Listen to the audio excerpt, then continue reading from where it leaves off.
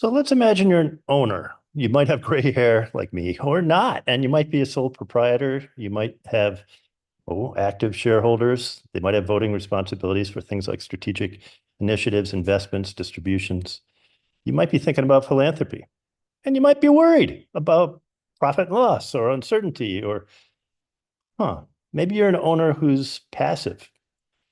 In other words, a shareholder without a voting right. And that means that you're hopeful, you're anxious, and you really don't know your career opportunities. You don't know your team. You might also be an owner who's a board member. You might have a fiduciary, financial responsibilities. You might have advisory or informal or strategic responsibilities. You might be friends with the team, all of which is really important. You might be partners in a formal strategic partnership kind of a relationship. You might have some unique expertise. So you partner with somebody else. Maybe you provide qualified leads to one another. Owners can be obviously male, female, any race, any gender, any business, any corner of the world. They always have been. In fact, when we think about owners, the bottom line, they lose sleep. Maybe you don't, but most do, because most owners don't know how to pass on their legacy.